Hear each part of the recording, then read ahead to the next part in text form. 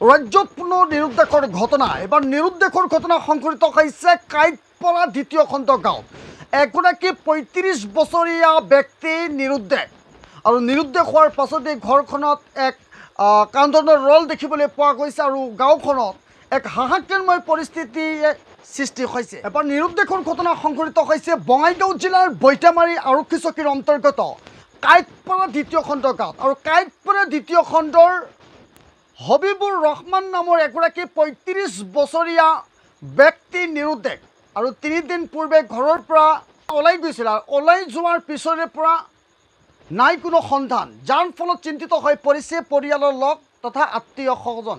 ইতিমধ্যে পৰিয়ালৰ লোকে আত্মীয় স্বজন বা ওচৰ চুবুৰীয়া যিসমূহ ঠাই আছে ঠাইসমূহত বিচাৰ খোচাৰ কৰিছে যদি এই পৰ্যন্ত হবিবুৰ ৰহমান নামৰ ব্যক্তিগৰাকীৰ সন্ধান উলিয়াব পৰা নাই আৰু যাৰ ফলত চিন্তিত হৈ পৰিছে। অৱশেষত সংবাদ মাধ্যমৰ সহায় ল'ব লগা হৈছে।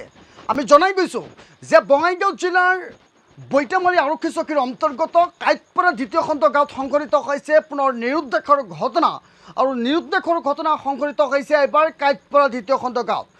কি হৈছে ঘটনাটো কি হৈছে আচলতে? ঘটনাটো কালি সকালেৰ পৰা মানে হবিবুৰ ৰহমান মানুহজন মানে নিৰুদ্দেশ হয়েছে।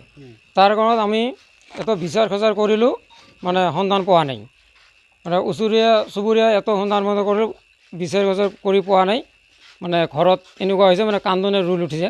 আচ্ছা, নাম কি আছিল? নাম হবিবুৰ ৰহমান, ঘৰ ক'ত আছিলে? ঘৰ কাইটপাৰা পাৰ্ট 2। আচ্ছা, এতিয়া ৰাইজক কি আহ্বান কৰিব বিচাৰে? ৰাইজক মই আহ্বান কৰিছোঁ যে যদি কোনোবাই কোনো জায়গাত দেখা পায় তাহলে স্ক্ৰিনত নাম্বাৰ দিয়ে দিছোঁ, এই নাম্বাৰত যোগাযোগ কৰিলে মানে পাই যাম। আৰ যদিও এনেকুৱা যদি আছে তাহলে থানা জনাই দিলে তথাপিও মানে খবৰটো পাই যাম।